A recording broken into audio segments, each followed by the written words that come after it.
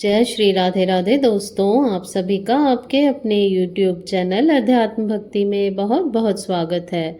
आइए आज आप सब जानेंगे वर्ष 2025 में गुरु पूर्णिमा आषाढ़ पूर्णिमा कब है, किस दिन व्रत को धारण किया जाएगा, गंगा स्नान दान पुण्य का कार्य कब किया जाएगा, किस दिन गुरु पूजन किया जाएगा।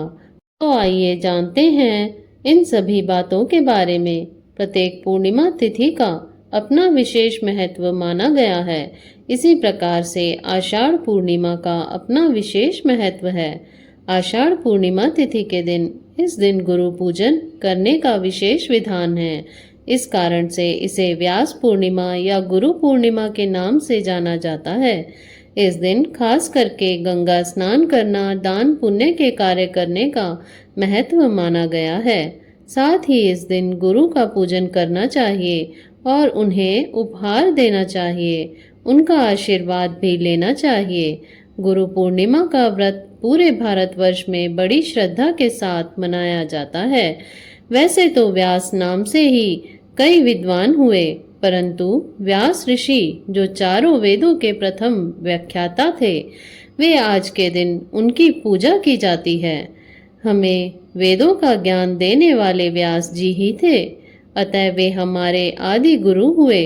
उनकी स्मृति को बनाए रखने के लिए हमें अपने अपने गुरुओं को व्यास जी का अंश मानकर उनकी पूजा करनी चाहिए। प्राचीन काल में जब विद्यार्थी गुरु के आश्रम में निःशुल्क शिक्षा ग्रहण करते थे, तो इसी दिन श्रद्धा भाव से प्रेरित होकर अपने गुरु की पूजा किया करते थे और इन्हें यथाशक्ति दक्षिणा अर्पण किया करते थे। इस दिन केवल गुरु की ही नहीं, अपितु कुटुंब में अपने से जो भी बड़े हों, अर्थात माता पिता भाई बहन आदि को भी गुरु तुल्य समझना चाहिए। इस दिन प्रातःकाल स्नान पूजा आदि से नित्य कर्मों से निवृत्त होकर के उत्तम और शुद्ध वस्त्र धारण कर गुरु के पास जाना चाहिए। उन्हें ऊंचे सुसज्जित आसन पर बैठा करके पुष्प माला पहनानी चाहिए। इसके बाद वस्त्र फल फूल और माला अर्पण करके तथा उन्हें अवश्य ही दक्षिणा स्वरूप कुछ न कुछ भेंट करना चाहिए। इस प्रकार श्रद्धा पूर्वक पूजन करने से गुरु का आशीर्वाद प्राप्त होता है। गुरु के आशीर्वाद से ही विद्यार्थी को विद्या आती है, उसके हृदय में अज्ञान अंधकार दूर होता है।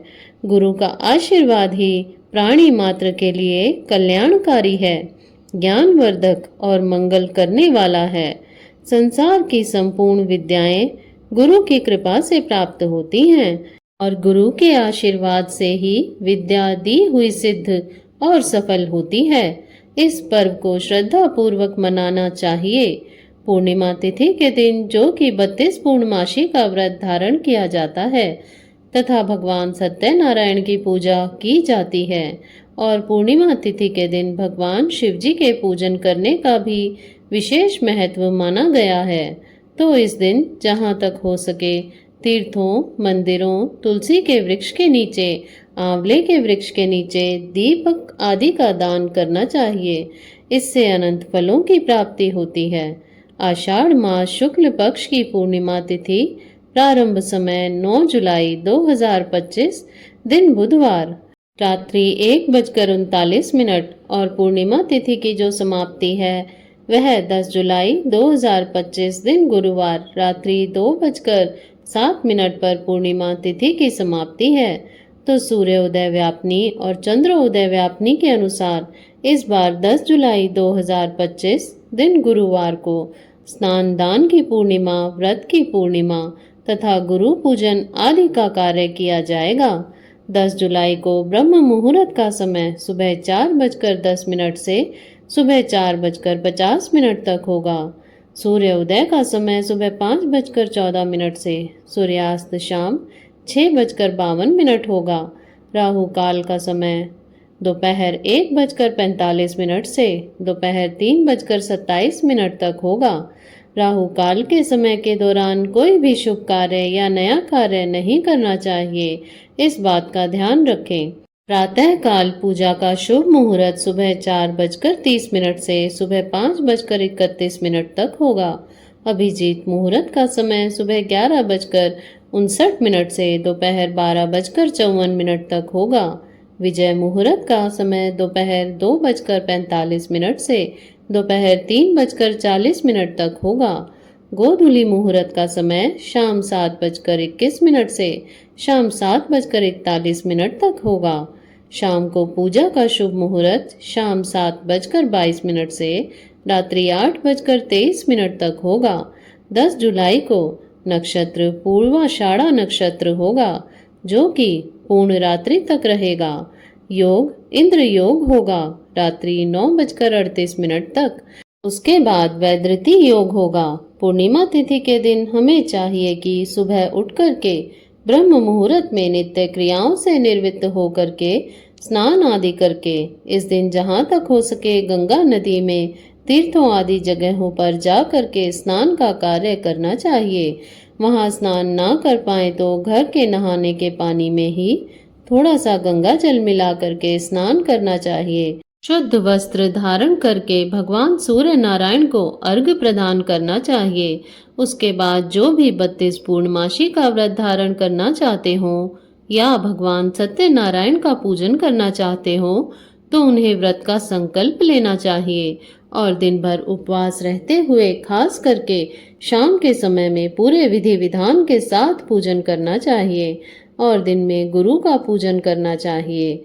32 पूर्णमासी व्रत धारण करने वाले को जो कि चंद्रमा को कच्चे दूध का या जल का अर्घ्य शाम के समय में प्रदान करना चाहिए। इससे अनंत फलों की प्राप्ति होती है। पूर्णिमा तिथि के दिन चंद्रमा अपने पूर्ण रूप में होते हैं। चंद्रमा मन के कारक माने जाते हैं, तो चंद्रमा का पूजन करने से व्यक्ति का मन शांत रहता है तथा कार्यों में उन्नति की प्राप्ति होती है। पूर्णिमा तिथि के दिन शुद्ध और सात्विकता का पालन करना चाहिए। ब्रह्मचर्य का पालन करना चाहिए। इस दिन तामसिक वस्तुओं का, नशीले पदार्थों का सेवन बिल्कुल भी नहीं करना चाहिए।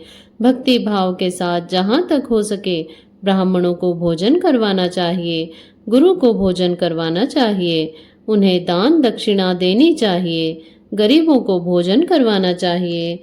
इस दिन जहाँ तक जो भी बन सके अपनी श्रद्धा भक्ति भाव के साथ पूजन, दान, जप आदि का कार्य करें तो इससे अनंत फलों की प्राप्ति होती है। तो इससे घर में वंश वृद्धि होती है, सभी प्रकार के सुख और समृद्धि की प्राप्ति होती है। तो आशा करती हूँ आपको यह जानकारी अच्छी लगी होगी। ऐसे ही ज्ञानवर्धक जानकारियाँ प्राप्त करते रहने के लिए, व्रत पूजा आदि के बारे में जानने के लिए तथा कथा को श्रवण करने के लिए यदि आप चैनल पर पहली बार आए हैं तो चैनल को सब्सक्राइब कर लें ताकि आने वाली वीडियो की नोटिफिकेशन आपको समय से मिलती रहे। वीडियो को लाइक करें, शेयर करें। सुखी रहें, स्वस्थ रहें। जय श्री राधे राधे। धन्यवाद।